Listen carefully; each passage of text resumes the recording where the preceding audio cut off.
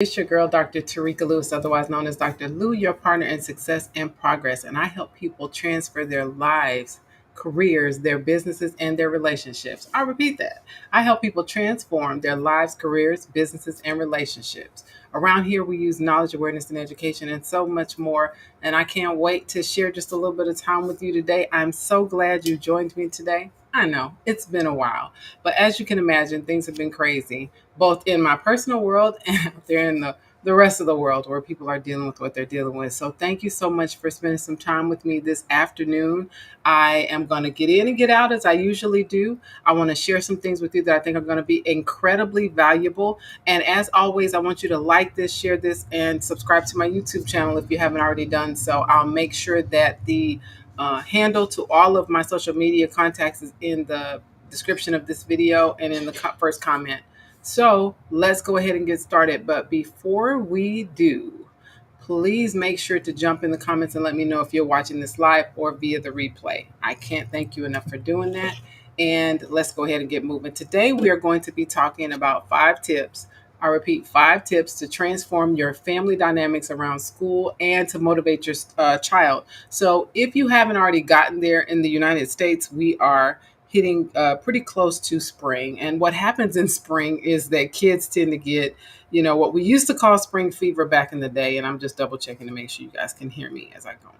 Getting yep. All right. So as usual, we're getting close to spring fever. But in the meantime, this is not just about avoiding spring fever. This is more so about helping your kid to stay engaged in school and to change the way that your family looks at school and interacts around school. I see one of 2 family types often, or I did when I was in the classroom. I do now as a consultant, and that is the family type that often doesn't really know where the adults in the household don't really know what's going on with the kid in school unless the child lets them know they have a problem, or unless the school reaches out, or secondly, that same family will keep track based on grades and teacher feedback. And there's nothing wrong with that, but that alone is not necessarily a recipe for not just success, but building the kind of success skills and tools where your kid is going to be a successful adult in school and beyond. So a successful student in school, and then as they grow into adulthood, they'll be developing skills that they can use in work and beyond. Okay. So I just want to talk to you about a few things that you can do to transform how you guys deal with school so that you can make it a more enjoyable experience and less stressful for you and the student as well. So number one, what we're going to do is we're going to recenter the concept of accountability. Most of the time, we don't talk about accountability unless somebody's in trouble. And for that reason, people tend to hate the sound of the word and they tend to avoid it at all costs. But let me just say to you that accountability is really just about double checking to make sure things are all right and that things are going the way that you think they should be going. So like if you were in your adult life, if you're trying to get in shape and you've got an accountability partner, that person is helping you to double check and make sure that you're getting the results that you want. They're not just the coach that's screaming at you and all that other stuff, they're not you. So when you look at it like that, um, you're going to see things differently. You're not going to dread seeing them come along. And the same is true for your student in your household. And these tips you can use really, even if you're an adult trying to level up in your career and stuff like that, and you are trying to educate yourself to success too. All right. So you want to recenter the concept of accountability. You are a partner trying to help your kid to succeed. You're trying to help them to stay on their true path. You are not the law coming down on them. It doesn't mean that you can't be the law in your household, but school is really not the place where you want to have that relationship, because you're going to find that you are left out of the loop on a lot of things that you want to be in the loop on. You also want to make sure that the student is a contributor in choosing that path. I know as parents, we feel like we know best, and in a lot of cases we do. But at the same time, if your child doesn't feel like they're a partner with you and that they are building a life that they are responsible for and that they're going to have to live out. If they don't feel like that, you're going to always be playing games of cat and mouse where they're trying to figure out ways to hide things from you because you're seen as what I jokingly used to call my dad, which is the fun sucker. You're sucking the fun out of everything. And dad, I don't feel that way about you. I'm just joking with you when I say it, but I got to put that out there. All right. So anyway, You want your kid to feel like they can count on you and that you are experienced and wise and that you love them. You don't necessarily want to pretend to have all the answers all the time, but it's okay if you do have the answers, especially if they trust you. Then they're going to listen to you and they're not going to deep down inside want to roll their eyes every time you speak. All right. They also need to feel like you have no need to judge them. And this is hard for a lot of parents, partly because we judge ourselves so much and we judge other people so much just instinctively without even realizing it. It takes a lot of work to decrease the judgment factor in our lives. And so we have to kind of remove that from our conversations with our kids about school if we want them to come to us and make it much easier for us to support them and guide them through the school process. And let me just say this, that is not to say that we are not setting boundaries, making rules, and all that other stuff. But if you do it in a way where it feels valuable to the kid, it is so much easier to get them across the finish line in so many different ways. Okay. So that was number one. Number one, we're going to shift how we look at accountability as it relates to school and otherwise. Number two, we're going to shift the perspective on goals. Sit down with your student and help them to choose goals. And goals ought not to be defined by grades. As a former classroom educator who was also an administrator, meaning that I evaluated teachers for their effectiveness, I can tell you for sure that a goal goes a lot further than a grade. You see, a grade is another way of judging somebody after the fact. It can be more arbitrary and less objective than we think it is. But a goal means that the student's drive and desire to succeed has been taken into account and it's been turned up so that they are not just doing things because they have to, but they're doing things because they know they need to if they want to be successful. And so it doesn't take away your power or your authority. It's just a great tool to keep your child motivated in the direction that you want them to go. It also is going to remove some of the tension whenever you guys are sitting down and talking about school. Because yes, you could power your way through and force it, but why force when you can shift gears and make them feel like you are helping them? So that so when somebody's helping you, you are grateful for it. You're not rolling your eyes. You're not dreading them coming. You're not trying to avoid accountability with them. You're not making this harder for them. You're actually wanting to make it easier because you are getting help. Help implies that it's something that you want to do, and that person's there to assist you in doing it. And that's what you want. You want your student to see you as that. Because in essence, as a parent, that's what you really are. At the end of the day, you're helping them to build a life experience, hopefully the one that they desire and deserve. But, in order to do that, your perspective about life kind of has to be that for them too. So the other thing you'll want to do in shifting this is you want to make sure that you remember your why you're doing this. And in the back of your mind somewhere, part of your why is because you feel like they're going to suffer or limit their own good if they don't accomplish these things, if they don't accomplish these goals. And that's why your perspective on goal setting has to be that. This is to eliminate suffering in their life, both now and in the long term. And this is to help them to achieve some goals, right? And so that is how you will shift their mindset toward goal setting. And you need to pull that into school. Number three, set a new tone with talks about school and education. I can't stress this enough. Do not be the parent that only talks to your kid about education in school when the teacher says they did something wrong in class or when they have to because they're coming up on orientation and the school requires it. Be plugged in and let them feel like it's because you care about them and because you love them, which we know you do, or you wouldn't be sitting here looking at this video right now. But we want to make sure that they interpret your efforts as that, because that's going to go a long way toward you transforming your relationship as it relates to school. Okay. So here are a few things that you can do to set a new tone when talking about school and education. Number one, set aside time. So that time may be 10, 15 minutes here and there. I'm not talking about having an hour-long sit down with the kid, but set aside some real time to talk to them about school and education. And even though I'm saying it like it's a super formal thing, talk to them about school and education, I don't necessarily mean it that way. I mean so that you can talk to them about what's going on in school, about their education, and how they're feeling about it. You're looking for feedback from them, not feedback to judge you, but to let you know how they feel and how it's impacting them.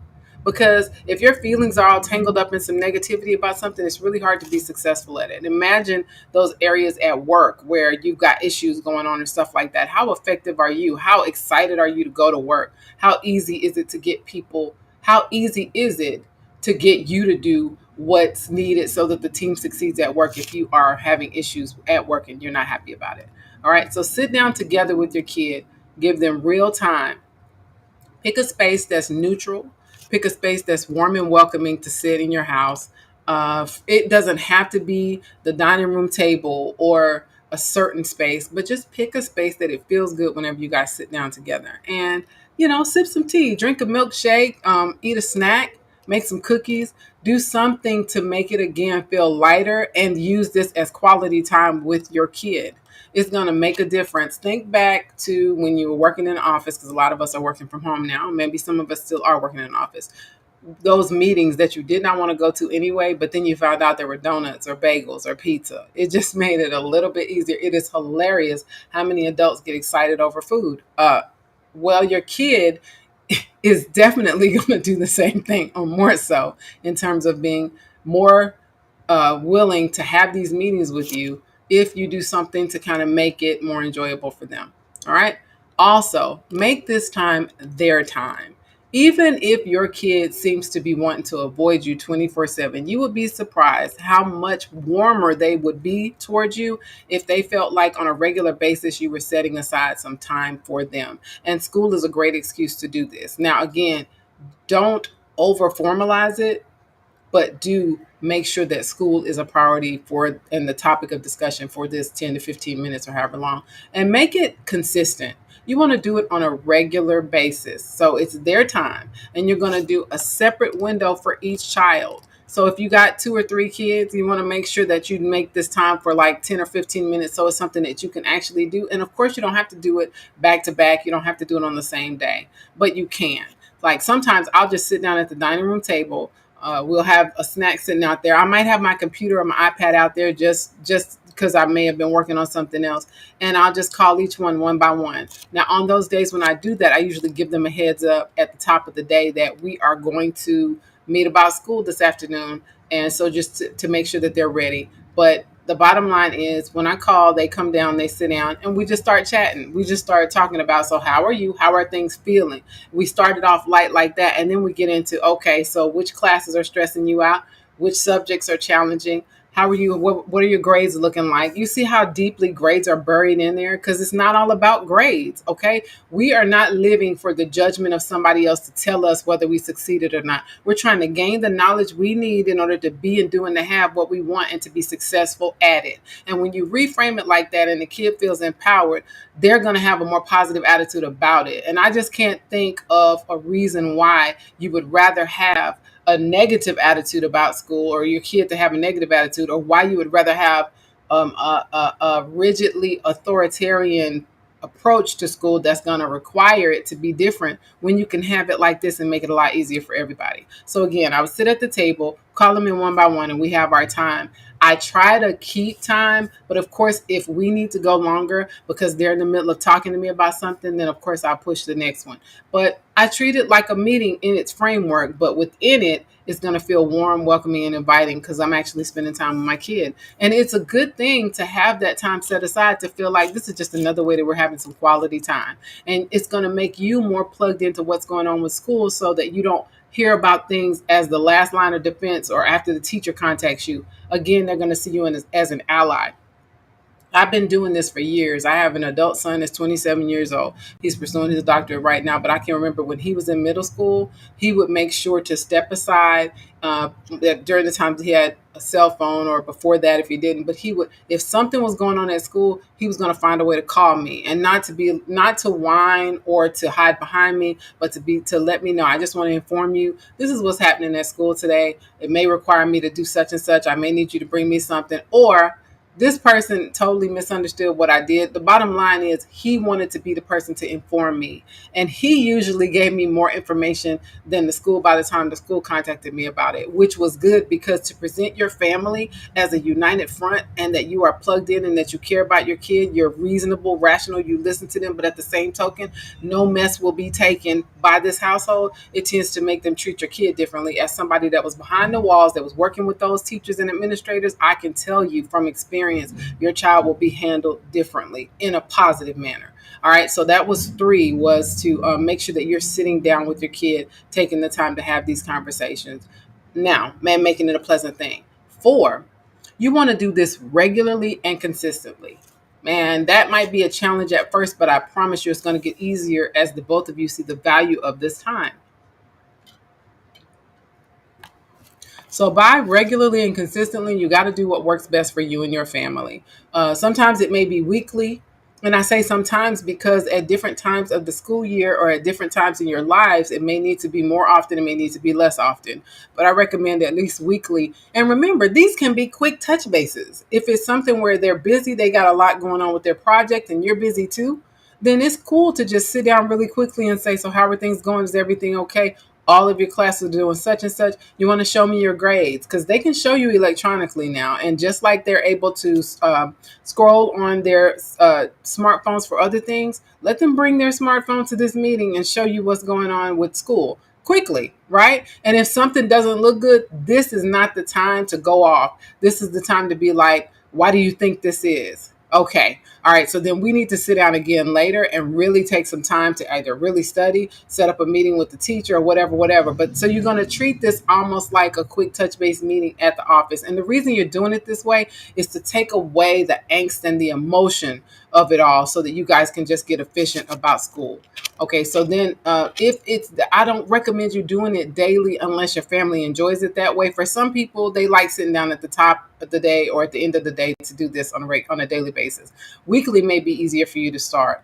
I wouldn't recommend less often than weekly, but I do recommend that at crunch time, like if you have a senior that's on a countdown to graduation, you need to be talking daily. If it's spring and you know spring fever is hitting, daily may look like at the end of the day, let me know what you did. Did you finish everything?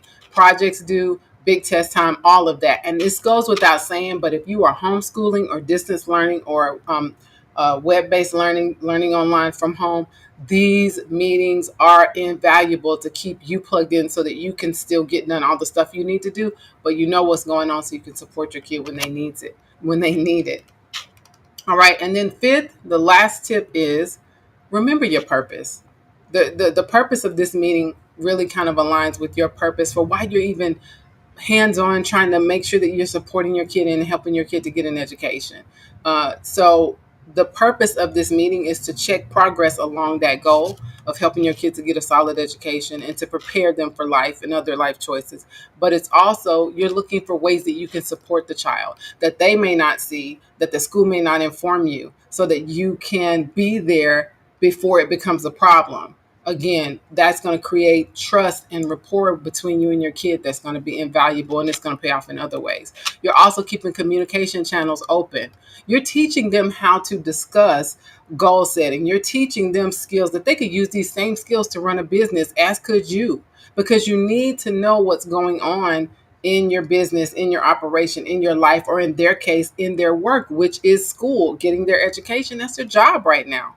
Okay. And they need to take a certain level of leadership roles, but then they need to answer to you as the, head or leader or leadership in their household, the nurturer, whatever you want to call yourself, whatever title you do or don't want to give yourself. So that's part of the purpose, is keeping communication channels open. You also want to make sure that they know, that your kid knows that they can talk to you, not hand you a note from the teacher, but that they can talk to you. Oh my gosh, is it going to improve your relationship with your kid if they know they can talk to you? And not just that they can talk to you, but that it's a good idea to talk to you. This is helping them to talk to you, because you'll say, well, he knows he can talk to me. She knows she can talk to me. That's great. How often do they talk to you?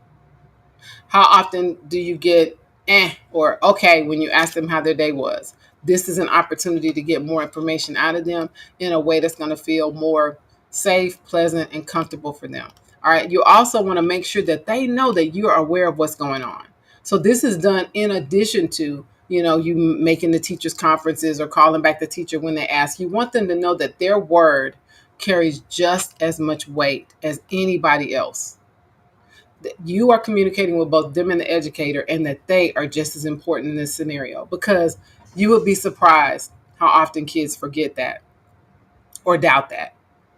Make sure that you take away that doubt. This will help you to do it. It gives you an easy option for doing that. Also, you're taking the angst out of school.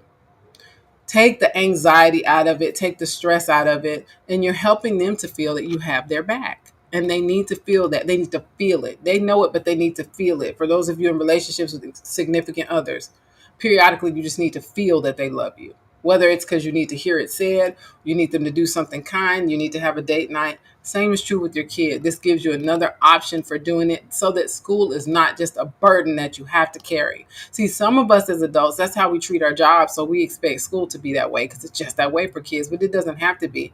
And then there are others of us that have the flip side to that coin, which is no better to an extreme. And that's kids seeing school as the only place where they can go to have fun and be a kid.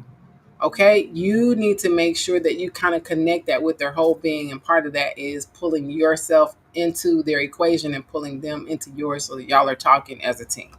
All right, so I want to know if any of this was valuable for you. Are any of these things that you hadn't thought about doing, but now you're going to use it? And if so, let me know in the comments which tip was most useful for you.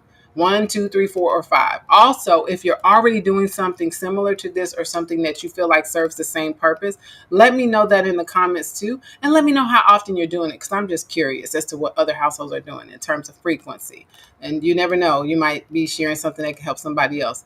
Also, remember that you can always DM me, you can comment, you can email me, you can DM me at any of the social media platforms that you see at the bottom of your screen.